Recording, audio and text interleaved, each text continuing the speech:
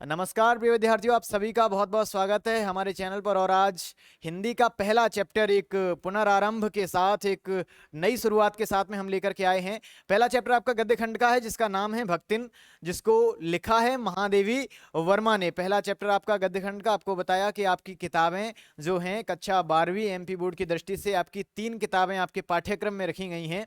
एक है आरोह, एक है अभिव्यक्ति और माध्यम, और एक है आपकी वितान। कितनी किताबें हैं? 3। तो सबसे पहले तो आपको ये मालूम होना चाहिए कि आपके पाठ्यक्रम में कितनी किताबें हैं, कितने चैप्टर हैं, क्या क्या आता है, पेपर कितने नंबर का आता है। ये बेसिक चीज़ें और फॉर्मेटिंग जो है, बेसिक जानकारी जो है वो आपको होनी चाहिए। जब तक ये जानकारी नहीं होगी तब तक आप कुछ भी तीर मारने वाले नहीं हैं। और आपको मालूम है कि हिंदी का पेपर भी 80 नंबर का आता है। केमिस्ट्री फिजिक्स के पेपर तो आपके 70-70 के ही आते हैं। तो ये भी बराबर रूप से उपयोगी है। आप ये बिल्कुल अपने मन में मान करके ना चलें कि हम लास्ट में पढ़ेंगे तो हो जाएगा। अभी से आपको लेकर के चलना है और ये उतनी ही बराबर इंपॉर्टेंट है, ठीक है। तो पहला चैप्टर आपका, 2 आपके खंड हैं किताबों के। पहला है आपका कौन सा? पद्य खंड। और दूसरा क्या है? पहला पद्य खंड और दूसरा गद्य खंड। पद्य में क्या होता है? कविताएं होती हैं। पद्य में क्या होता है? कविताएं होती हैं। और गद्य खंड में क्या होते हैं? लेख होते हैं। गद्य की कई सारी विधाएं होती हैं। हो सकता है कि कोई लेख निबंध हो सकता है कोई लेख क्या हो, संस्मरण हो सकता है कोई लेख आलोचना हो। कई सारी विधाओं में गद्य को लिखा जाता है। और ऐसे ही पद्य जो होता है वो कविता को कहते हैं। पद्य को इंग्लिश में कहते हैं पोइट्री, और हिंदी में गद्य को और हिंदी में कहते हैं पद्य। और गद्य को इंग्लिश में क्या कहते हैं? प्रोज। तो इंग्लिश मीडियम वाले जो होंगे, इंग्लिश मीडियम वाली तो हैं, तो वो पोइट्री और प्रोज से ज़्यादा अच्छे से समझ सकते हैं कि गद्य और पद्य क्या होता है। जहाँ हम कविताएं पढ़ते हैं वहाँ पर क्या होता है? पद्य या फिर पोइट्री। और जहाँ पर हम आलेख या लेख या राइटअप्स पढ़ते हैं, एसेज पढ़ते हैं और सब चीज़ें पढ़ते हैं, जहाँ पर वहाँ क्या होता है? आपका प्रोज होता है या फिर गद्य होता है। तो गद्य की पहली कहानी नुमा पाठ है, एक कहानी दी गई है, एक लड़की की कहानी है इस पाठ में। पहला पाठ है तुम्हारा, जो कि गद्य की विधा है संस्मरणात्मक रेखा चित्र। रेखा चित्र होता है, रेखा चित्र को अंग्रेजी में स्केच कहते हैं। अंग्रेजी में क्या कहते हैं? ये क्वेश्चन सीधा सीधा आता है कई बार। रेखा चित्र को अंग्रेजी में डॉट डॉट डॉट कहते हैं। क्या कहते हैं? स्केच कहते हैं। स्केच आप जानते हैं क्या होता है? कई बार लोग स्केच बनाते हैं, किसी को देखते हैं और उसका देखने से, फोटो देख देख करके उसका हूबहू चित्र उतार देते हैं, उसको कहते हैं स्केच। वैसे ही कोई पाठ पढ़ो, कोई रचना पढ़ो, उस रचना का एक चित्र तुम्हारे मन में बिल्कुल उतर जाए, उस रचना का पूरा स्केच बन जाए तुम्हारे दिमाग में, तो वो रचना क्या कहलाएगी? रेखा चित्र कहलाएगी। और वो वास्तविक घटना से संबंधित हो, यानी कि वो वास्तव में हुई हो, तो वो संस्मरण कहलाता है। और इन दोनों का मिश्रण या मिक्सर जो होता है वो होता है संस्मरणात्मक रेखा चित्र। यानी संस्मरणात्मक रेखा चित्र गद्य की एक ऐसी विधा है जो वास्तव में कभी घटित हुई होती है, और उसको पढ़ने से हमारे दिमाग में उसका एक स्केच बन जाता है। और ये काल्पनिक विधा है। ये पाठ जो है, मतलब कि ये पाठ जो है, इसको कल्पनाएं की गई कि कभी ऐसा हुआ होगा, है ना। ऐसा नहीं है कि वास्तव में कोई भक्तिन थी। एक लड़की होती है, इसकी मुख्य पात्र जो है, लेखिका तो महादेवी वर्मा हो गई। एक हर पाठ में कोई ना कोई मुख्य पात्र होता है, मेन कैरेक्टर। कभी कुछ कहानियां पढ़ते हैं, सीआईडी कुछ लोगों ने देखा होगा, क्राइम पेट्रोल देखा होगा। तो क्राइम पेट्रोल में, सीआईडी में, और ये सारी जो चीजें होती हैं, नाटक होते हैं। जैसे एक नाटक आता है, ये रिश्ता क्या कहलाता है, उसमें मुख्य पात्र इन दिनों कौन चलते हैं? कौन होते हैं? नायरा कायरा, है ना। वैसे ही करके हर एक कहानी का कोई ना कोई मुख्य पात्र यानी कि मेन कैरेक्टर होता है। कौन होता है? कोई मर्डर करवाता है तो मर्डर में करवाने वाला कोई मेन कैरेक्टर होता है, ठीक है ना। कोई किसी का ब्रेकअप करवाता है तो ब्रेकअप करवाने वाला मेन कैरेक्टर। ब्रेकअप का मतलब वहीं मत ले जाइए, है ना। कई सारी चीजें थोड़ी व्यापक होती हैं। अब देखिए, मतलब कि हर कहानी का एक मेन कैरेक्टर होता है, हर कहानी में एक मुख्य पात्र होता है जिससे संबंधित होती है पूरी कहानी, उसी के इर्द गिर्द घूम रही होती है, उसी के जीवन को पूरी कहानी में दर्शाया जाता है, ठीक है। इसीलिए इस कहानी का मुख्य पात्र कौन है? भक्तिन। कौन है? एक लड़की है लक्ष्मण, जिसका नाम बाद में जाकर के क्या हो जाता है? भक्तिन हो जाता है। वो लड़की इस कहानी की मुख्य पात्र है। एक लड़की थी दरअसल, एक छोटी सी लड़की होती है जिसका नाम होता है लक्ष्मण। क्या होता है? लक्ष्मण। लक्ष्मण, लक्ष्मण का अर्थ होता है लक्ष्मी। क्या होता है? क्या होता है? लक्ष्मी। अब आप जानते हैं कि लक्ष्मी नाम किसका है? लक्ष्मी माता का। लक्ष्मी माता को किसकी देवी माना जाता है? धन की देवी माना जाता है। यानी कि जिसका लक्ष्मी नाम है तो हल्का हल्का अनुमान लग जाता है, अच्छा इस पे तो धन बहुत होगा, लक्ष्मी की वर्षा हो रही होगी, इसीलिए लक्ष्मी नाम है। मतलब ऐसा भले ही ना लगे, लेकिन लक्ष्मी नाम जो है किस ओर इंगित करता है, किस ओर सूचित करता है। हर व्यक्ति के नाम का कुछ अर्थ होता है। किसी का नाम है पवन, तो उसके नाम का अर्थ क्या है? वायु, हवा, है ना। और किसी का नाम क्या है? सृष्टि, तो उसका नाम का अर्थ क्या हो जाएगा? पूरी कायनात, है ना। ऐसे तुम्हारे नाम क्या है? क्या? नीलम नाम है, तो नीलम किधर संकेत करता है? किधर संकेत करता है? भगवान शिव की प्रेमिका की ओर, ठीक है। भगवान शिव जो थे वो नीले वस्त्र, मतलब नीले थे, है ना। और एक भगवान थे जो नील कमल पे रहते थे। तो ऐसे करके हर नाम का कोई ना कोई अर्थ होता है। किसी का नाम नेहा होगा, उसका कुछ अर्थ होगा। किसी का नाम खुशी होगा, उसका अर्थ हैप्पीनेस की ओर होगा, है ना। मेरा नाम संजय है, संजय दत्त, यानी कि दूरदर्शिता, दूरदर्शी, दूर का देखने वाला। ऐसा हर नाम का कोई ना कोई अर्थ होता है। हर नाम का कोई ना कोई क्या होता है? अर्थ होता है। तो लक्ष्मण जो नाम है, इसका अर्थ था लक्ष्मी, यानी कि बहुत पैसे वाली, बहुत समृद्ध, बहुत ज्यादा घर परिवार से संपन्न। लेकिन इसकी हालत इसके नाम के बिल्कुल विपरीत थी। इसका नाम लक्ष्मण जरूर था, लेकिन इसकी वास्तविक जो स्थिति थी, इसकी जो परिस्थिति थी, वो बिल्कुल खराब थी, जर्जर थी। इसके घर वाले गरीब थे। इसके पिता अहीर थे। अहीर आप जानते होंगे, है ना, यानी कि गायें रखने वाले, गायें चराने वाले लोग, उनको कहते हैं अहीर। तो इनके पिता अहीर किसी जाति विशेष को नहीं कहते, जो गायें चराता है, जो मतलब कि पशुओं का धंधा करता है, मतलब गाय वगैरह चराता है, दूध बेचता है, उसको कहते हैं अहीर, ठीक है, यानी गोपालक, ठीक है। तो क्या हुआ कि इसके पिताजी अहीर थे, और वो थोड़े पैसा वगैरह उन पे इतना अच्छा खासा नहीं था। और जब ये पैदा हुई तो इसकी माँ की मृत्यु हो गई। इसकी माँ की जब मृत्यु हुई तो इसके पिता ने दूसरी शादी कर ली। पिता ने दूसरी शादी कर ली, और ये दूसरी जो माँ आई, दूसरी जो औरत आई, जो उसके पिता की पत्नी थी, वो इसकी सौतेली माँ लगी। कौन लगी? सौतेली माँ के लिए एक बड़ा अच्छा शब्द प्रयोग किया है पाठ में। सौतेली माँ को कहा है विमाता। क्या कहा है? सौतेली माँ को क्या कहा है? सौतेली माँ मतलब क्या? विमाता। याद रखना, विमाता किसे कहते हैं? सौतेली माँ को। तो विमाता ने इसका पालन पोषण किया। एक प्रश्न आ सकता है कि भक्तिन का पालन पोषण किसने किया, भक्तिन का या लक्ष्मण का? लक्ष्मण और भक्तिन एक ही है। बाद में बताएंगे कि कैसे लक्ष्मण का नाम भक्तिन पड़ा। उसका पालन पोषण किसने किया था? विमाता या सौतेली माँ ने किया था। सौतेली माँ ने जब इसका पालन पोषण किया तो इस पर खास ध्यान नहीं दिया। हालांकि दिखावा तो ऐसा करती रही कि वो इस पर ध्यान देती है, लेकिन उसका वास्तविक उद्देश्य ये था कहीं ऐसा ना हो कि हम इसको पाल पोस करके एक बड़े अच्छे घर में इसकी शादी करवा दें। और चूंकि इसके पिताजी जो हैं, उनकी पहली पत्नी की सिर्फ ये बेटी है, उसके कोई बेटा नहीं था।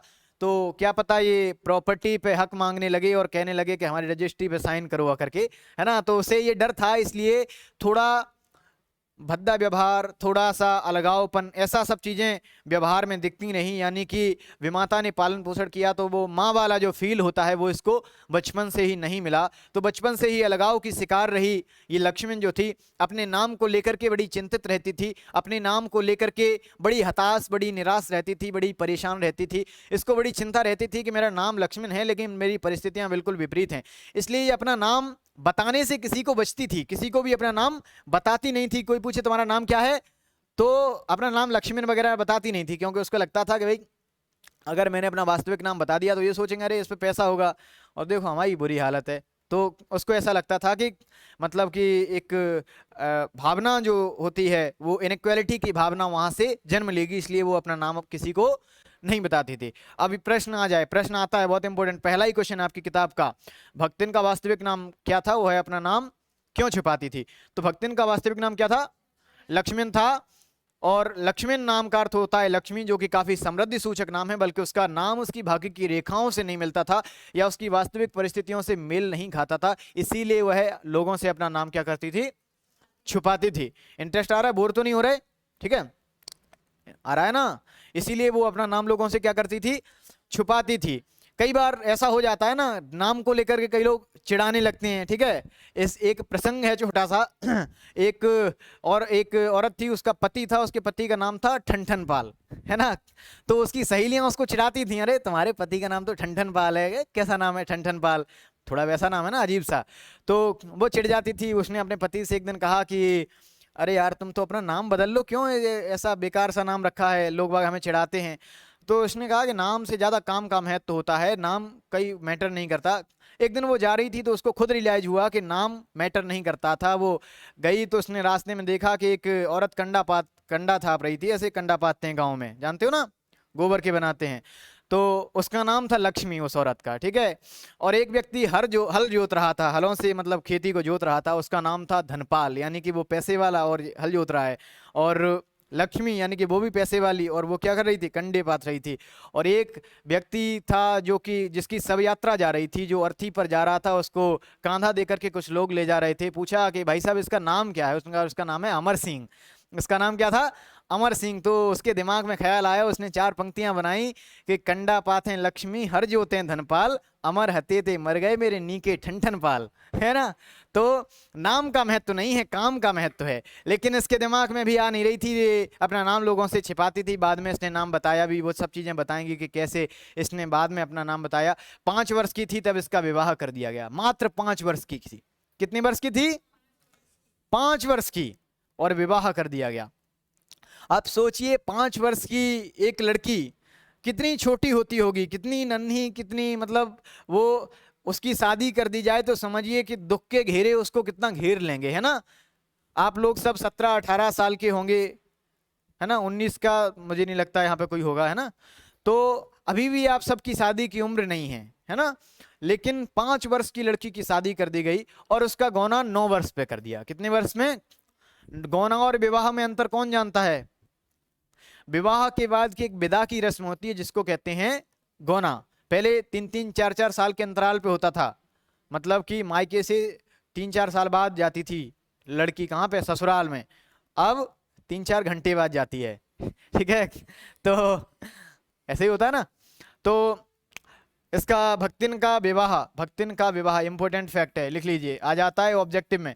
इन्हीं में से ऑब्जेक्टिव आ जाएंगे आपके, विवाह या फिर गौना। हर साल, अभी 2 साल से एनसीईआरटी लगी है, 1 साल गौना आ गया, 1 साल विवाह आ गया। अगली बार पिता का पूछ लेंगे, मतलब पति की मृत्यु कितने वर्ष में हुई, भक्तिन की कितने पे हुई, ये सब चीजें ही आ जाती हैं, ठीक है। भक्तिन का विवाह कितने वर्ष पे हुआ था, 5 वर्ष। और उसका गौना कितने साल पे हुआ था, ठीक है।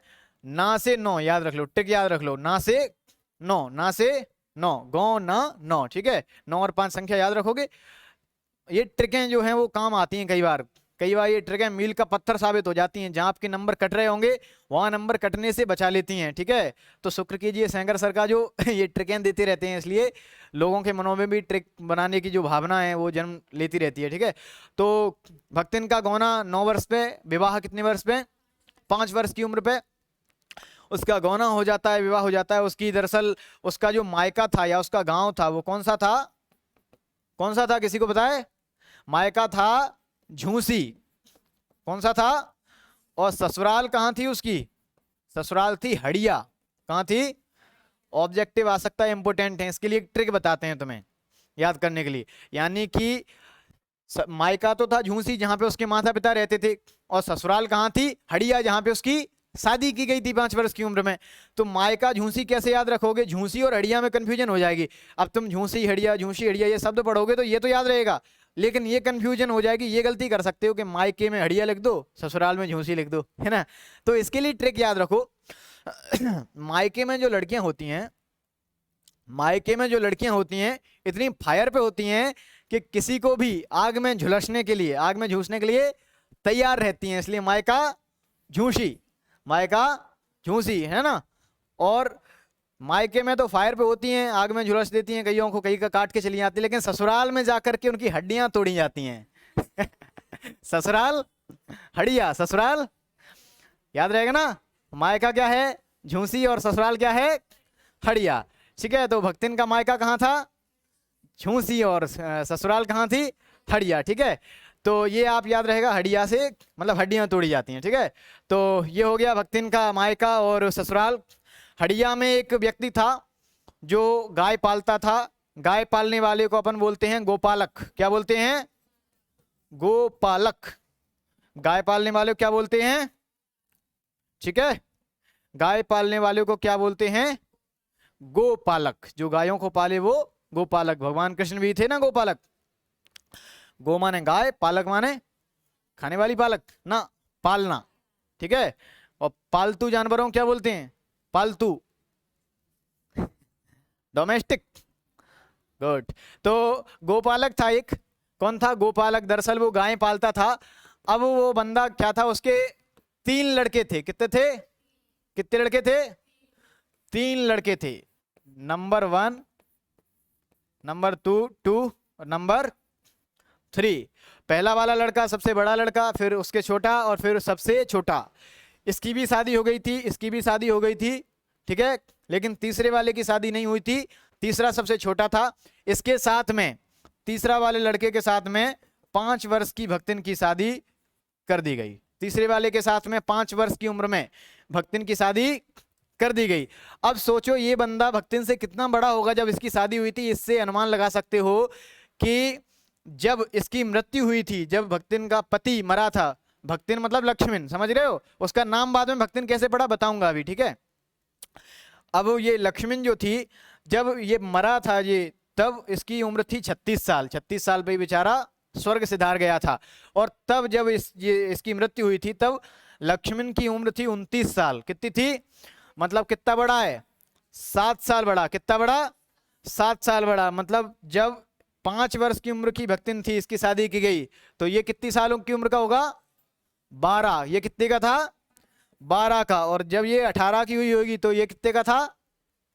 आप लोग कितने के हो? 17 के हो अभी? 17 वाले ज्यादा होगा 18 वाले?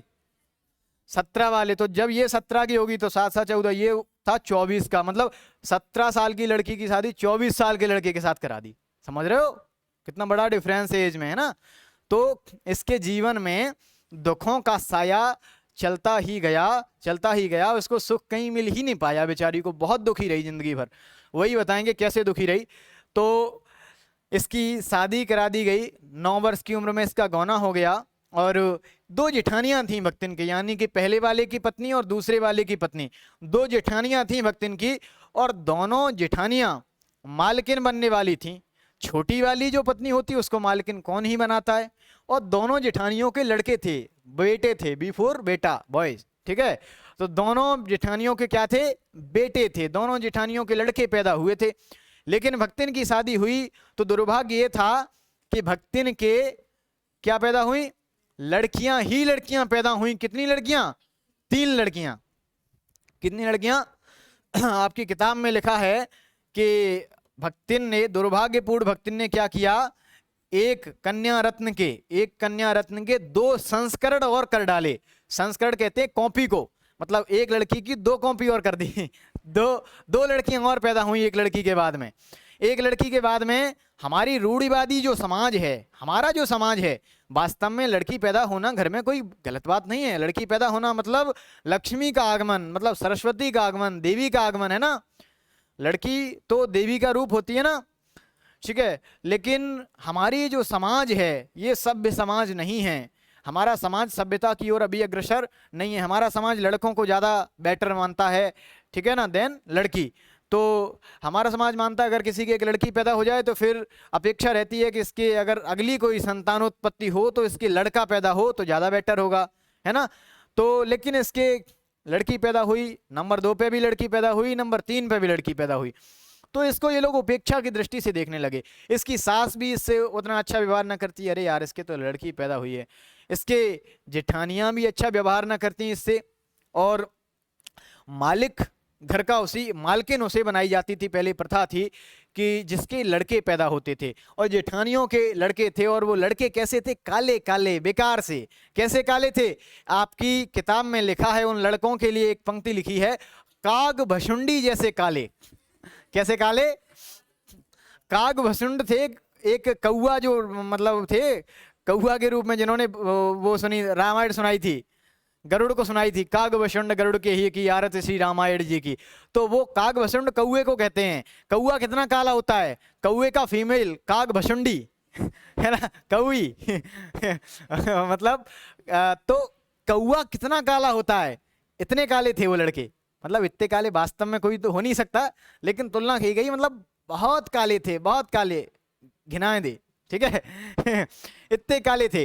काग भशुंडी जैसे काले लालों की क्रमबद्ध सृष्टि करके जेठानियां पुरखिन यानी मालकिन के पद पर अभिषिक्त होने वाली थी। यानी कि काग भशुंडी जैसे काले काले अपने बच्चों को पैदा करके, और उन काक बसुंडी जैसे जो बच्चे थे उनको क्या खिलाती, राब खिलाती थी। आज की डेट में अच्छी चीजें पिज्जा बर्गर और सब चीजें हो सकती हैं, कई सारी चीजें जोमेटो से मंगाते होंगे, लेकिन उस समय जो अच्छी चीजें थी वो यही सब था, राब, दही, भात, शरबत, गुड़, है ना। और नॉर्मल चीजें, गेहूं की रोटी उस समय बहुत फेमस मतलब डिश मानी जाती थी उस समय। ये सब बाजरे की, चने की, मक्के की रोटियां चलती थी, बहुत पुरानी बात है, ठीक है ना। तो उसको अच्छी अच्छी चीजें खिलाती थी, कौन, जेठानियां। लेकिन भक्तिन लक्ष्मण की जो बेटी थी, इसको चने बाजरे की सूखी घुघरियां, यानी कि एकदम चबेना टाइप की रोटी, बिल्कुल सूख गई, बिल्कुल एकदम से खंखड़ हो गई, वो रोटियां दी जाती थी इसको खाने को, जो कि खाने में भी स्वादिष्ट नहीं होती थी। और भक्तिन यानी कि लक्ष्मण भी क्या मट्ठा वगैरह पी करके अपना पेट भरती थी, यानी कि इसके साथ में खाने पीने में भी दुर्व्यवहार होता था, खाने पीने में भी असमानता बरती जाती थी, यानी कि इनइक्वालिटी का शिकार ये हमेशा होती रही। और ये सब खाने को दिया जाता, और उसके बेटों के साथ में बड़ा अच्छा व्यवहार किया जाता था। ये बड़ी परेशान हो गई आगे जा करके। अब इसने क्या किया कि एक निर्णय लिया कि ये लोग हमारे साथ अच्छा व्यवहार नहीं कर रहे, अब हम ऐसा करेंगे, अब हम इनसे न्यारे हो जाएंगे। क्या हो जाएंगे, न्यारे हो जाएंगे, तो हमें हमारी खेती संपत्ति मिल जाएगी और हम अपना करेंगे, ये अपना करेंगे भाई, फिर हमारा मन होगा तो हम बढ़िया शरबत पियेंगे, राब पियेंगे, जूस पियेंगे, पिज्जा बर्गर खाएंगे। था नहीं, ठीक है। तो मतलब इसलिए उसने न्यारे होने का निर्णय लिया, और वो अपने पति के साथ में इससे न्यारी हो गई, इन लोगों से, किनसे, पहले और दूसरे वाले से, इनसे न्यारी होकर के अलग रहने लगी। और अक्सर छोटे बेटे को थोड़ा अधिकार दे दिया जाता है कि अच्छा न्यारे हो रहे हैं तो तुम पहले चुन लो, तुम्हें कौन सा खेत चुनना है तुम चुन लो, बच्चे होंगे उनमें से हम बांट लेंगे, तुम छोटे हो भाई, रूठ ना जाओ, है ना। तो क्या हुआ कि उसने अमराई के पेड़ों वाले खेत चुने, अमराई के पेड़ होते थे, अमराई के पेड़ों वाले खेत चुनी, अच्छी अच्छी खेती चुनी, जिसमें उसने बड़ी मेहनत की और खेती को बढ़ा दिया, यानी कि और भी खेती ले ली, और उस खेती को भी थोड़ा सा प्रगति कर दी। उस खेती बड़ी मेहनत से पति पत्नी दोनों ने मिलकर के, सपत्नी की बहुत मेहनत की, और मेहनत का परिणाम ये रहा कि उन लोगों ने पैसा इकट्ठा कर लिया और धन इकट्ठा कर लिया। इसका पति जो था, भक्तिन को सबसे ज्यादा प्रेम उसके, या लक्ष्मण को, लक्ष्मण मतलब भक्तिन, ठीक है सबसे ज्यादा प्रेम उसके पति ने किया था। उसकी विमाता और उसका पिता के बारे में तो जिक्र पाठ में कम किया गया है। उसकी विमाता ने इसके साथ दुर्व्यवहार किया, उसकी जेठानियों ने, उसकी सास ने, सब ने उसके साथ में बड़ा गंदा व्यवहार किया, लेकिन उसके पति ने उसको बहुत प्रेम किया। वो भी अपने पति के लिए रोम रोम से समर्पित थी, बहुत समर्पित, अपने पति से अथाह प्रेम करती थी, मतलब अपने बहुत बड़ी पतिव्रता औरत थी ये, कौन, लक्ष्मण, ठीक है। अब जाकर के होता क्या है कि कहाँ पे चल रहे थे, न्यारी हो जाती है, न्यारी होने के बाद खेती वगैरह को बढ़ा लेते हैं, पैसा इकट्ठा करते हैं, और अपनी बड़ी वाली, कितनी बेटियां थी, 3 बेटियां थी, कितनी थी, 3, और बड़ी वाली बेटी की क्या कर देते हैं, शादी कर देते हैं, बड़ी वाली बेटी क्या कर देते हैं, शादी कर देते हैं, और बड़ी वाली बेटी की शादी हो जाती है। अभी तक सब अच्छा चल रहा था, बड़ी बेटी की शादी भी हो गई, उम्मीद थी कि अब बची हुई 2 बेटियां हैं उनकी भी शादी कर देंगे, लेकिन इसके जीवन में एक बड़ा पड़ाव आता है, इसके पति की मृत्यु हो जाती है, भक्तिन के पति की मृत्यु हो जाती है। जब पति की मृत्यु हुई तब पति था 36 साल का, कितने का, और भक्तिन थी कितने की, 29 की। क्वेश्चन आ जाए पति की मृत्यु के समय भक्तिन की आयु कितनी थी, 29, और पति की मृत्यु कितने वर्ष की आयु पे हुई, 36 वर्ष की आयु पे, कितने पे, 36 वर्ष पे। अब होता क्या है कि पति की मृत्यु हो जाती है, इसके बाद में पति की मृत्यु से पहले एक बेटी का विवाह हो चुका था, पहली बेटी का विवाह, अब बची थी 2 बेटियां। तो जब पति की मृत्यु हो जाती है तो वो बड़े वाले दामाद को घर जमाई बना करके रख लेती है। घर जमाई जानते हो क्या होता है, घर जमाई मतलब कि वही मायके में रहेगा, मतलब कि लड़की के घर में रहेगा। तो कौन रहेगा, लड़की का पति लड़की के ही घर में रहेगा, घर जमाई, ठीक है। घर जमाई बना करके रख लिया पहले वाले दामाद को, और अब जाकर के सब कुछ अच्छा चल रहा था। तब तक धीमे धीमे बची हुई 2 बेटियों की भी शादी कर दी, बची हुई 2 बेटियों की भी क्या कर दी, शादी कर दी। लेकिन एक दिन क्या होता है कि जिसको घर जमाई बना करके रखा था, जिस दामाद को, उस दामाद की भी मृत्यु हो जाती है, वो भी मर जाता है, वो भी मर जाता है। तो अब बड़ी वाली लड़की क्या हो जाती है? विधवा हो जाती है। बड़ी वाली लड़की हो जाती है विधवा। तो इसकी जेठानी के बेटे जो थे वो बड़े सातिर, बड़े चालू, बड़े चंट थे, है ना। तो उनने कहा कि ऐसा करेंगे, भक्तिन की जो संपत्ति है इसने पहले ही सोच रखा था। आजकल आप देखना, जो विधवा हो या जिसके लड़का ना हो, उसकी संपत्ति हड़पने के प्रयास में बहुत रहते हैं। उसके भाई, उसके जेठ, जेठानी, देवर, ससुर, ये सब उसकी संपत्ति हड़प प्रयास में सोचते हैं, अरे भाई ये किसी और को ना दे दे, अपनी लड़की को ना दे दे, ये मुझे दे दे यार, मुझे बांटना चाहिए। उनकी ऐसी भ्रांति बन जाती है, उनका मन थोड़ा गंदा हो जाता है, ठीक है। तो जेठानी के बेटे ने क्या किया? जेठानी के बेटे ने एक निर्णय लिया कि भाई इसकी संपत्ति कैसे भी हड़पनी है। और संपत्ति किस पे थी? उस दामाद पे थी, क्योंकि वो दामाद सब कुछ देख रहा था। अब वो दामाद मर गया। अब उसने सोचा कि अगर बड़ी वाली बेटी जो विधवा हो गई है, इसकी हम अपने ही रिश्तेदार से अगर शादी करा दें किसी से, कितनी गंदी सोच है, तो हम संपत्ति इसकी हड़प लेंगे, उससे भैया शेयर कर लेंगे। भाई तू शेयर कर लेना मेरे साथ, ठीक है ना। कई बार ऐसा करते हैं, रो रो करके भीख मांग लेते हैं है ना। ऐसे ऐसे कई बार कुछ मित्र होते हैं, अपने एक दूसरे दोस्त के साथ होते हैं, उससे पहले ही बता देते हैं कि तुम भीख मांगने आना, हम तुझे दे देंगे 500, और उससे कह देना बगल वाला होगा वो भी दया करके, शर्म करके वो भी 500 दे देगा, फिर अपन बांट लेंगे आपस में, है ना। तो क्या क्या होता है कि ये अपने तीतर लड़ाने वाले साले, तीतर लड़ाने वाला मतलब 3-5 करने वाला, इधर की उधर करने वाला, दंड बंद करने वाला, तीतर लड़ाने वाले साले को लाता है योजनाबद्ध तरीके से, और एक कोठरी में जहां वो लड़की बैठी थी, उस कोठरी में बंद करके अंदर से क्या लगवा देता है? कुंडी लगवा देता है कमरे की। और वो तीतर लड़ाने वाला साला उस बड़ी विधवा बेटी के साथ में बंद हो जाता है कमरे में, और उससे जबरदस्ती करने लगता है, उससे जबरदस्ती करने लगता है। लेकिन वो लड़की चरित्र की पक्की थी, उसने उसके गालों पर बढ़िया तमाचे की 5 उंगलियां उछाल ली थी, ठीक है ना। तो जब वो बाहर निकल के आता है तो उसके गालों पर उकेरी हुई उसके हाथ की 5 उंगलियों के निशान साफ बता रहे थे कि ये जबरदस्ती घुसा है। लेकिन उसने जब पंचायत जुड़ी तो पंचायत में ऐसा कहा कि मैं निमंत्रण पाकर के अंदर गया था, इस लड़की ने मुझे बुलाया था। आप जानते हैं कि पंचायतें अंधी होती हैं, पंचायतें आजकल सही फैसले नहीं कर पा रही।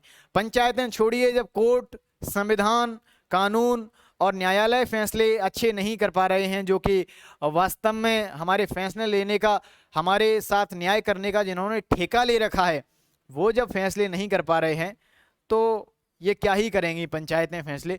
तो पंचायत के द्वारा एक बड़ा ही बुरा फैसला सुनाया गया, जिससे उन तीतर लड़ाने वाले साले के साथ में लक्ष्मण की बड़ी बेटी को जबरदस्ती बंद कर दिया, जबरदस्ती शादी के बंधन में बांध दिया गया, उसकी जबरदस्ती शादी करा दी गई।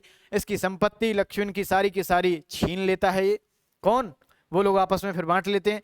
अब इसके पास कुछ नहीं रहता। गांव में रहने के लिए भी आपको लगान चुकानी पड़ती थी, ये नियम था पहले, जमींदारी प्रथा थी, लगान चुकानी पड़ती थी, यानी कि जमींदार को कुछ ना कुछ देना पड़ता था। अगर आपको गांव में रहना है तो कुछ ना कुछ देना पड़ेगा।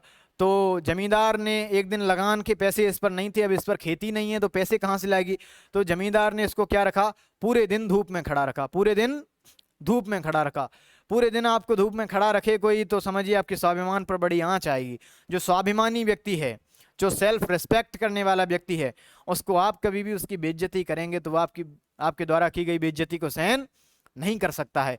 इसलिए उसने फैसला लिया कि अब वो ये गांव छोड़कर ही चली जाएगी। अगर मेरी किस्मत इतनी खराब है तो खराब ही सही, मैं अपनी मेहनत से कमाऊंगी, लेकिन बेइज्जती सहन नहीं कर सकती हूँ। वो गांव छोड़ करके चली जाती है, शहर में जाती है किसी नौकरी की तलाश में। नौकरी अब वो पटवारी की नहीं देखेगी, यूपीएससी की नहीं देखेगी, सिविल सर्विस की नहीं देखेगी, क्योंकि जन्म से अंगूठा टेक थी, ठीक है ना। नौकरी कोई क्लर्क की, कंप्यूटर ऑपरेटर की नहीं देख सकती। वो कौन सी नौकरी देख सकती है? खाना बनाने की, बर्तन मांजने की, झाड़ू लगाने की नौकरी देख सकती है। वो इसी तरह की नौकरी की तलाश में चली जाती है शहर, और शहर में उसकी मुलाकात होती है महादेवी वर्मा से। किससे? महादेवी वर्मा से। महादेवी वर्मा कौन है? इस पाठ की कौन है? लेखिका हैं। महादेवी वर्मा इस पाठ की लेखिका हैं। उसकी मुलाकात होती है महादेवी वर्मा से। महादेवी वर्मा एक लेखिका थी, राइटर थी, बहुत ज़्यादा लिखती थी, कॉलेज में प्रोफेसर भी थी, पढ़ाने जाती थी, कवि सम्मेलनों में कविताएं सुनाने जाती थी, गाना फाना इनका बहुत काम लगा रहता था। और एक गर्ल्स हॉस्टल भी चलाती थी घर के ही पास में जो था। अब इतना सारा काम है तो घर पे वही एक रोटी बनाने वाली की जरूरत तो होती होगी। इनको भी घर पे एक रोटी बनाने वाली की जरूरत थी और ये तो काम की तलाश में ही थी। इससे मिलन होता है, पूछती है कि रोटी वोटी बना लेती हो। उसने कहा अरे रोटी बनाना क्या कठिन काम है, बड़े प्यार से बना लेते हैं, बढ़िया रोटी बनाते हैं। ठीक है, उसने कहा बना लेंगे रोटी वोटी। और पूछा कि नाम क्या है, नाम बताओ अपना, तुम्हारा नाम क्या है। हम नहीं बताएंगे, नाम वाम नहीं बताया उसने। क्यों? क्योंकि उसके मन में भ्रांति हो रही थी, नाम अभी लक्ष्मण बताएंगे फिर ये पूछेगी। उस मतलब पूछता कोई नहीं है, भले ही गरीब का नाम लक्ष्मी हो, लेकिन कई सारे लोगों को एक फोबिया होता है। क्या होता है? फोबिया शब्द सुना है ना, डर। तो कई सारे लोगों को अंदर से एक फियर रहता है कि मतलब कुछ ना कुछ होता है उनका उल्टा सीधा, मतलब वो बताना नहीं चाहते नाम। ठीक है, तो उसने बताया नहीं, हम नहीं बता रहे नाम। तो उसने बताओ तो किस नाम से बुलाएंगे, अगर तुम हमारी नौकरी करोगी नाम से तो बुलाना ही पड़ेगा।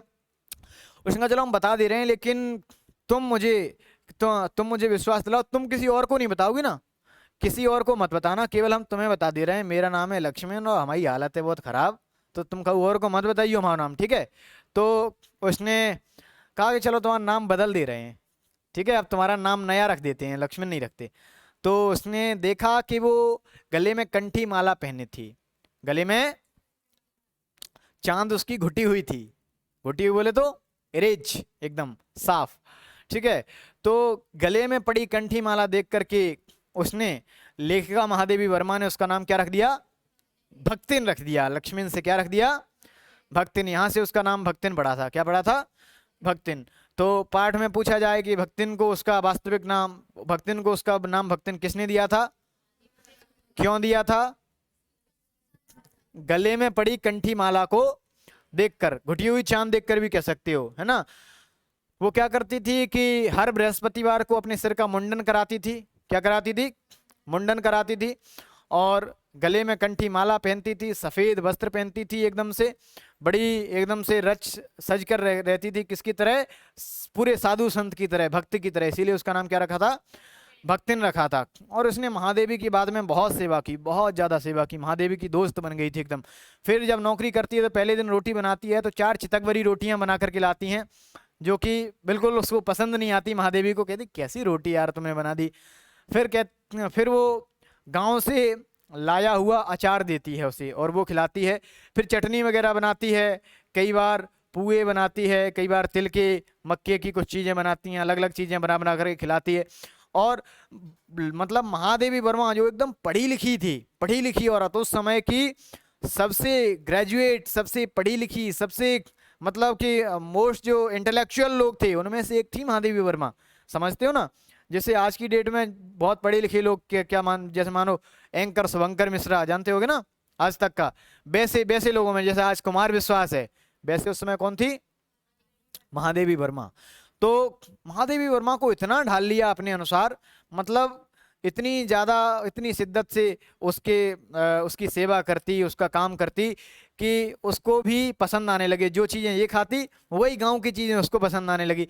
गांव की डॉग खुद कभी भी जी की आए आए कहती थी, मतलब कुछ कुछ बुलाओ उसको, अरे भक्तिन, तो वो जवाब में, कई बार गांव में देखा होगा तो कहते हैं आ रहे हैं, मतलब जी नहीं कहते गांव में, क्या कहते हैं? आए कहते हैं। तो उसने लिखा है कि खुद तो कभी जी की मतलब आए की जगह जी कहना नहीं सीख पाई, लेकिन उसने इतना प्रभाव मुझ पर डाला कि अपनी भाषा की कई दंत कथाएं, अपनी भाषा की कई सारी कथाएं, कहानियां, छोटी छोटी चुटकुले, मुहावरे और छोटी छोटी जो बातें थी अपनी भाषा की, गांव की भाषा की, वो सब उसको सिखा दी। किसको? महादेवी वर्मा को सिखा दी। ठीक है ना, महादेवी वर्मा पर इतना प्रभाव पड़ गया उसका। रहन सहन भी महादेवी का वैसा ही कर दिया। मतलब देखते हैं कि संगत का असर, यानी कि एक वेल ग्रेजुएट जो है, बहुत पढ़ी लिखी है, उस पर उसकी संगत का कैसा असर पड़ रहा है। अब क्या होता है कि जाकर के सब चीजें अच्छी चलती रहती हैं। और महादेवी रात को 2-2 बजे तक, देर रात तक चित्र बनाती है। क्या बनाती है? चित्र बनाती है, पेंटिंग करती है। तो भक्तिन क्या करती है, जाकर के उसको चित्र बनाने में तो हेल्प कर नहीं सकती, चित्र बनाना नहीं आता, तो जाकर के रंग दे देती है, सीड दे देती है। कई बार अगर वो किसी किताब की तरफ ऐसे करके अपना मुंह कर देती है, आंख कर देती है, तो वो किताब भज करके, मतलब झट से जाकर के वो किताब लेकर के महादेवी को दे देती है, यानी कि महादेवी की एकदम सेविका बन गई। सेवक धर्म में जिस प्रकार से हनुमान जी राम की सेवा करते थे, उसी प्रकार भक्तिन किसकी सेवा करती है? महादेवी की सेवा करती है। लिखा भी है। तो ये प्रश्न आ जाता है कि सेवक धर्म में भक्तिन किससे स्पर्धा करती थी? हनुमान जी से। जिस प्रकार हनुमान जी राम की सेवा करते थे, उसी प्रकार भक्तिन किसकी करती है? महादेवी वर्मा की सेवा करती है। महादेवी वर्मा की सेवा करती है। महादेवी के इधर उधर पड़े हुए पैसे रुपये जो होते थे, उनको उठा करके गुल्लक में रख देती थी, ताकि ये संभल करके सुरक्षित होकर के रख जाएं। अब भक्तिन को ऐसा नहीं लगता कि किसी और का घर है। अब भक्तिन थोड़ी सुखी है, उसको लगता है कि अब बस मुझे शांति मिल गई, मुझे वो मिल गया जो मुझे चाहिए था। प्रत्येक व्यक्ति को सुख देने वाला, खुशी देने वाला, या मतलब किसी लड़की को हो सकता है कि मतलब खुश रखने वाला कोई लड़का ही नहीं होता। कई बार कोई लड़की उसके जीवन में ऐसी आ जाए कि वो उसको जीवन भर सुख की अनुभूति कराए, और जीवन भर उसको ऐसा लगे कि बस मुझे जो मेरे लिए बना है वो यही है। ये लड़की भी हो सकती है, ठीक है ना। तो ऐसा उसके साथ होता है। भक्तिन को ऐसा लगता है कि अब बस मुझे इसी के साथ रहना है, महादेवी से दूर कभी नहीं जाना है, ठीक है ना। मुझसे दूर कभी ना जा। तो महादेवी से दूर अब वो कभी होना नहीं चाहती है। महादेवी भी इतनी ज़्यादा उससे घुल मिल गई है कि उसको अपने घर का सदस्य मानने लगी है, अपने घर का सदस्य मानने लगी है। महादेवी ने कुछ जानवर पाल रखे थे। बिल्ली पाल रखी थी जिसका नाम था गोधूली, कुत्ता पाल रखा था जिसका नाम था बसंत, और एक हिरडी पाल रखी थी जिसका नाम था सोना। क्या था? सोना। तो ये सब सुबह सुबह जल्दी जागते, लेकिन इनके जागने से पहले ही भक्तिन जाग जाती सुबह सुबह, ठीक है। जल्दी जागने की बड़ी अच्छी अच्छी आदतें थी भक्तिन में, बड़ी प्यारी थी और लगती भी बहुत सुंदर थी। उसके बचपन का जब वर्णन किया है कि बचपन में कैसी लगती थी, छोटे कद वाली, ठीक है ना, पतले होंठ वाली, छोटे कद वाली, पतले होंठ वाली, और मतलब कि छोटी छोटी आंखों वाली, बड़ी सुंदर लगती थी, एकदम लल्लन टॉप लगती थी भक्तिन, ठीक है। छोटी जब थी ना, आपकी एज की रही होगी, तब बड़ी सुंदर लगती थी एकदम। तो अब क्या है कि ये सब चलता है, और भक्तिन जो थी उसके रुपये पैसों को संभाल करके रख देती, उसको नई नई चीज़ें बना करके खिलाती, उसके परिवार की सदस्य बन गई एक तरह से। ऐसा भक्तिन को लगता कि ये मेरा घर है, और महादेवी को लगता कि ये मेरे घर की सदस्य है। दोनों एक दूसरे से दूर कभी होना नहीं चाहते थे। भक्तिन महादेवी के भ्रमण की भी एकांतिक साथी बन गई। महादेवी कहीं भी हिल्स पर, पहाड़ों पर घूमने का शौक था महादेवी को। घूमने जब जब जाती हैं तो भक्तिन को साथ में ले जाती, किसी को साथ में नहीं ले जाती थी। जब जब पर्सनल उनके ट्रैवल होते थे, उनमें भी किसको साथ ले जाती थी? भक्तिन को साथ में ले जाती थी। अपन भक्तिन को हमेशा अपने साथ रखती थी। और हॉस्टल की जो लड़कियां थी, कई बार लड़कियां, हॉस्टल था उसके घर के सामने, हॉस्टल की लड़कियां आ जाती थी भक्तिन से चाय पीने, आंटी चाय बना दो, और चाय पी जाती भक्तिन से। और बढ़िया चाय पीते ही जैसे ही आ गई महादेवी, महादेवी से डरती थी लड़कियां। महादेवी को देखते ही वो लड़कियां फर्र से उड़ के हॉस्टल में पहुंच जाती, उड़ के नहीं, चल के, लेकिन लिखा है भर से उड़ के, मतलब जल्दी से, झटपट झटपट। तो और भक्तिन जो थी उन हॉस्टल की लड़कियों की भी बहुत प्यारी थी, उन हॉस्टल की लड़कियों के लिए भी, यानी गर्ल्स हॉस्टल था वो। और रात रात को किसके साथ में? महादेवी के साथ में उसकी मदद करती, चित्र बनाने में, कोई भी चीज़ में, पूरा उसका घर का कामकाज कर देती, और नई नई चीज़ें उसको खिलाती पिलाती, यानी कि बहुत ज़्यादा घुल मिल गई। अब वो कहती है कि भक्तिन के साथ में मेरा सेवक स्वामी का संबंध, ये कहना मैं उचित नहीं समझती। भक्तिन के साथ में महादेवी अपना सेवक स्वामी का संबंध नहीं है, बल्कि अब मानती है कि ये मेरी एक अच्छी मित्र है, एक सबसे क्लोज फ्रेंड, सबसे क्लोज फ्रेंड, जिससे क्लोज अब कोई नहीं, क्लोजेस्ट फ्रेंड, ठीक है। अब ये सब चलता है, और भक्तिन को कई बार डर लगता है कहीं ऐसा ना हो कि मेरी महादेवी मुझसे छूट जाए, है ना। कई बार लोगों को डर लगता है, जिसे हम बहुत चाहते हैं, जिसे बहुत पसंद करते हैं, जो हमारे दिल के बहुत करीब, बहुत खास होता है। आपके माता पिता हो सकते हैं, आपका मित्र हो सकता है, भाई बहन हो सकता है ना। जरूरी नहीं है कि वही हो जहां हम सोचते हैं तो जिससे हम अधिक प्रेम करते हैं, उससे दूर होने का भय हमेशा बना रहता है। उसे देख करके जितना सुख मिलता है, जितनी खुशी मिलती है, उससे ज्यादा मन में एक भाव भी आता है, अरे यार कहीं ये मुझसे दूर ना हो जाए, है ना।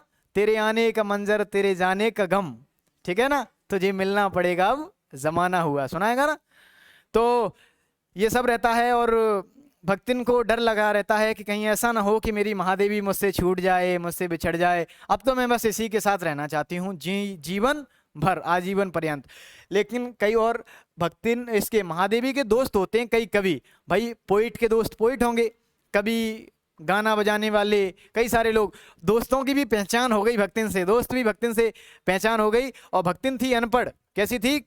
अनपढ़, पैसे वगैरह भी उसको गिनना नहीं आते थे और इतनी अनपढ़ थी, लेकिन शास्त्र संबंधी प्रश्नों में बड़ी रुचि दिखाती थी और मतलब झूठा ज्ञान फैलती रहती थी। कई बार कहती थी वो पूछती कि तुम भाई ये टकला क्यों करवा लेती हो, तुम तो औरत तो अच्छी नहीं लगती ना ऐसी। तो कहती तीर्थ गए मुड़ाएं सिद्ध, यानी कि ये शास्त्रों में ऐसा लिखा है। पूछती कहाँ लिखा है? कि शास्त्रों में लिखा है। और किस शास्त्र में लिखा है जी उसे भी नहीं पता। कहती कि यानी कि मुंडन कराना ये जो है शुभ होता है, ऐसा कहती है, लेकिन वास्तव में आप जानते हैं ऐसा कुछ होता नहीं है। ठीक है, शास्त्रों संबंधी कई सारी पहेलियां बुझा लेती। महादेवी से एकांत मतलब अकेली जब महादेवी बैठती उससे बातें करने लगती। मतलब आप समझ सकते हो, मतलब बहुत ज़्यादा क्लोज है ना, यू कैन फील। सो उसके बाद क्या होता है, जब ये सब चलता है तो उसके कुछ मित्र जब आते घर पे महादेवी के, तो भक्तिन से भी राम जुहार करके, भक्तिन से भी मुलाकात करके जाते। और वो भक्तिन कहती कि ये जो हैं, ये जो गाने बजाने वाले हैं, जो कवि हैं और ये गाना वाना बजाते हैं, नाचते हैं, ये साले बेकार लगते हैं, ये मुझे गाल बजाने वाले लोग, ये मुझे पसंद नहीं है। तो वो और मजे ले जाते उनसे। और कई बार आते मित्र और उसको डरा जाते और उससे कह जाते कैसा है भक्तिन, तुम्हारी महादेवी जा रही है अब जेल, इनको हो गई है जेल, तो अब ये तुमसे दूर हो जाएंगी, है ना। तो उसको जेल जाने की धमकी जैसे ही देती तो भक्तिन बड़ी दुखी हो जाती, पूरे दिन खाना वाना नहीं खाती थी, एकदम दुखी हो जाती थी। उसको बड़ा डर लगता था, क्यों अनपढ़ थी, उसको तो ऐसा लगता था अच्छा सच में जेल तो नहीं आ रही। तो उसको बहुत डर लगता था कि अब महादेवी मेरी जेल चली जाएगी, मुझे बहुत बुरा लगेगा। कई बार जब उसको जेल के नाम पर भड़का देते, अब वो महादेवी से एक दिन कहती है, महादेवी ने भी कई बार एक आध बार चिढ़ा दिया कि अब तो मैं जेल जाने वाली हूँ। और महादेवी उस समय कविता कैसी लिखती थी? कविता लिखती थी ओजपूर्ण कविताएं। मतलब उस समय अपना देश था गुलाम अंग्रेजों के। किसके गुलाम था? अंग्रेज तो आप जानते हैं कितने खतरनाक थे, उनके खिलाफ कुछ लिख दो तो सीधा जेल ही करते थे। तो कविताएं वगैरह वो तो लिखती थी महादेवी वर्मा ऐसी अपने देश के आज़ादी के लिए। तो सच में उसको एक बार जेल हो गई, सच में उसको एक बार जेल का ऑर्डर आ गया, जेल का ऑर्डर आ गया उसको सच में, और वो जेल जाने वाली थी। अब भक्तिन उससे जिद कर रही है, अब हमें कुछ नहीं करना, अब किसी भी बड़े से बड़े लाड साहब तक लड़ना पड़े। लाड साहब कहा है मजिस्ट्रेट को, ठीक है, अब मुझे किसी भी लाड साहब तक लड़ना पड़े, लेकिन जेल में भी जाऊंगी, अब कुछ भी करना पड़े, मुझे भी अपनी महादेवी के साथ में जेल जाना है। महादेवी से पूछ रही बताओ मुझे क्या करना पड़ेगा जिससे मैं भी तुम्हारे साथ जेल जाऊं। मुझे भी बस तैयारी करनी है, बढ़िया पैकिंग वैकिंग करनी है, मैं भी जेल जाऊंगी तुम्हारे साथ में। तो जेल जाना चाहती है, मतलब सोचिए कितना प्रेम है, वो जेल जा रही है, वो भी जेल जाना चाहती है। लेकिन बाद में जाकर के उसकी जमानत हो जाती है, उसको जेल नहीं होती है, तो महादेवी खुश हो जाती है। एक बार बीच में आपातकाल लगा, आपातकाल जब लगता है तो शहर में जानते कर्फ्यू लग जाता है। क्या लग जाता है? कर्फ्यू लग जाता है। तो उस समय आप घर से निकल नहीं सकते, बड़ी समस्याएं हो जाती हैं कर्फ्यू के टाइम में, ठीक है। तो जब आपातकाल लगा था तो वो कहती है कि मेरे साथ तुम गांव चलो, गांव में मेरे पास 5 बीसी और 5 रुपया गढ़ा है। 5 बीसी 5 रुपया, 5 बीसी मतलब 20-20 के 5 और 5 रुपया हमारे गांव में गढ़े हम पे, सब बिन से बढ़िया अपन खाएंगे पिएंगे ऐसा करेंगे। अब तुम समझो कितनी अनपढ़, कितनी भोली, कितनी इनोसेंट, कितनी मासूम थी वो, है ना, कितनी प्यारी थी। तो इतनी ज़्यादा, इसीलिए महादेवी उससे बहुत प्रेम करती थी। 5 बीसी 5 रुपया मेरे पास गड़ा है और उससे अपन लोग बढ़िया अपना गुजारा चल जाएगा। और आपातकाल में यहाँ समस्या है, गाँव चलो, तुम्हारी किताबों के लिए हमारे पास रैक तो नहीं है, लेकिन हमारे पास भले ही रैक नहीं है तुम्हारी किताबें रखने के लिए, लेकिन हम क्या करेंगे कि तख्तों को ऐसे कीलों में लगा करके बढ़िया रैक सी बना देंगे, उस पर किताबें भी रख लेना और बढ़िया चटाई पे बैठ करके चित्र बनाया करना, पढ़ा करना, हमारे साथ में चलो तुम। उसको ऐसा लग रहा था कि कर्फ्यू लग गया, पुलिस इनको उठा ले जाएगी, जे क्या उल्टी सीधी बातें लिखनी रहती हैं अंग्रेजों के लिए। हाँ, तो क्या होता है बस खत्म है। तो फिर क्या होता है कि हालांकि बाद में वो गाँव नहीं जाती है और यानी कि सब कुछ उसका वेल सेटल्ड रहता है। और भक्तिन जो है बार बार अपने मन में यही प्रश्न आता है कि मैं महादेवी से दूर ना हो जाऊं, महादेवी को मन में प्रश्न आता है कि वो भक्तिन से दूर ना हो जाए। लेकिन कई बार इसको चिढ़ा देती हैं जेल के नाम पर, अन्य अन्य चीज़ों के नाम पर। तो एक दिन महादेवी ये सोच रही थी कि भक्तिन जो है कितनी ज़्यादा मुझसे घुली मिली है, लेकिन किसी दिन मुझे ऐसी जेल से निमंत्रण आ जाएगा जहाँ जाने के लिए ये मुझे रोक भी नहीं सकती, ना इसके पास इतना समय होगा कि ये मुझे रोक ले, ना मेरे पास इतना समय होगा कि मैं इसे समझा दूं कि तुम मेरे साथ में उस जेल में नहीं चल सकती हो, ना इसके पास इतना समय होगा कि ये किसी लाड साहब से लड़ने का कह सके, ना इसके पास इतना समय होगा कि उस जेल में मेरे साथ जाने के लिए अपने इंतजामात कर सके, अपने वस्त्रों की पैकिंग कर सके, अपने कपड़े रख सके, ये सब रख सके। यानी कि इसके पास मुझसे कहने का समय नहीं होगा और मेरे पास उसको समझाने का समय नहीं होगा।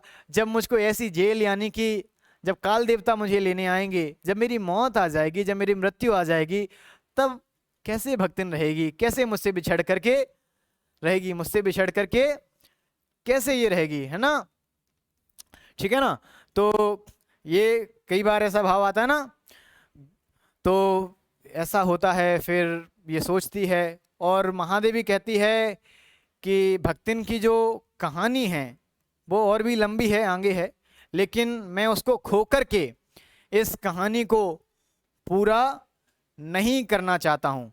ये मैं भक्तिन को खो करके इस कहानी को पूरा नहीं करना चाहती हूँ। यानी कि कहानी को और ज़्यादा आगे बढ़ाओ तो भक्तिन की मौत हो जाती है, भक्तिन की मृत्यु हो जाती है।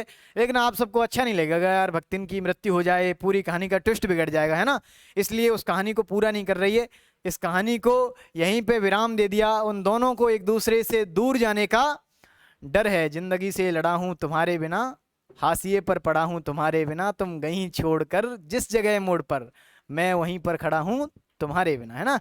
ये ऐसे मतलब भाव, ये कविता थोड़ी उससे संबंधित रिलेटेड कविता मुझे याद आ रही थी, है ना, कुमार विश्वास की है। तो उसको थोड़ा डर है कि हम इससे बिछड़ ना जाएं, उन दोनों को आपस में। और देखिए ये प्रेम दोनों का जो आपसी प्रेम है, ये किनका प्रेम है? दो औरतों का प्रेम है, दो स्त्रियों का प्रेम है, दो समलैंगिकों का प्रेम है। आवश्यक नहीं है कि प्रेम कभी किसी लड़की को लड़के से ही हो, भगवान से हो सकता है, भाई से हो सकता है, पिता से हो सकता है, अपनी सहेली से हो सकता है। तो प्रेम जो शब्द है ये बड़ा व्यापक है, ठीक है ना।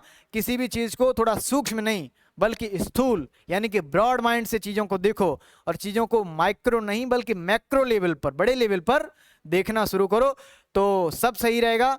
अंत में भक्तिन मर जाती है अगर कहानी को बड़ा करेंगे, लेकिन इस कहानी को यहीं पे समाप्त कर दिया है, इस कहानी को यहीं पे रोक दिया है। ये कहानी आपकी समाप्त होती है इस भक्तिन की, और वास्तव में ये गद्य की संस्मरणात्मक रेखा चित्र विधा है, यानी कि ये कल्पना की गई है, ऐसी भक्तिन अक्तिन कोई कुछ थी नहीं।